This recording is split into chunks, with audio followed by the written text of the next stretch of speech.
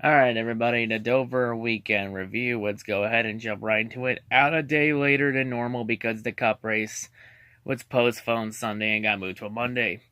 Before we get into it, let's look at the other series. Some truck race. It was a pretty solid race. Johnny Sauter wins.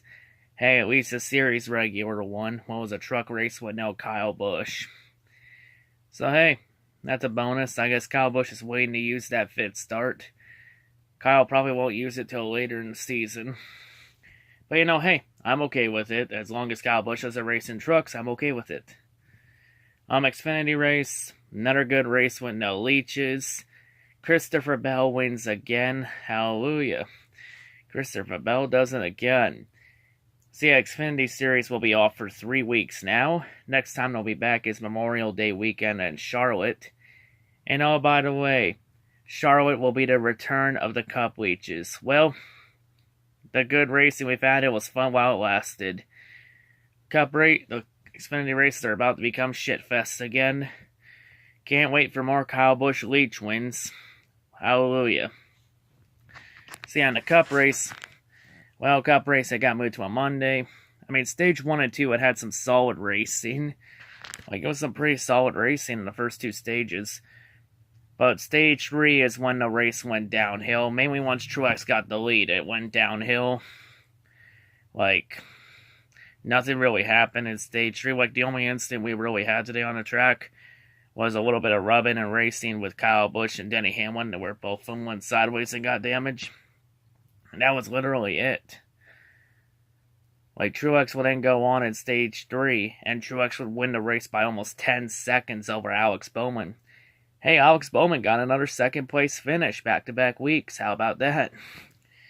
Maybe Bowman can win a race someday. We're just going to have to wait and see. But yeah, Truex wins again, and Truex gets his second win of the season.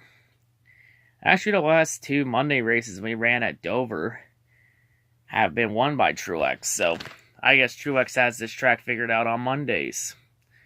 But yeah, Truex wins, so that's now 2 wins. That's now 2 out of the 3 wins I predicted Truex to win this year. So we're going to have to wait and see. Oh no, yeah, Kyle Busch got his 11th straight top 10 to open the season. He ties Morgan Shepherd's 1990 season, where Kyle Busch is now finishing the top 10 in the first 11 races. Oh well. And next week at Kansas, Kyle Busch will have the chance to break that and go 12 in a row, or will Kyle Busch luck out? And will Kyle Busch have his first finish outside the top 10 at Kansas? Probably unlikely, but we're going to have to wait and see. Yeah.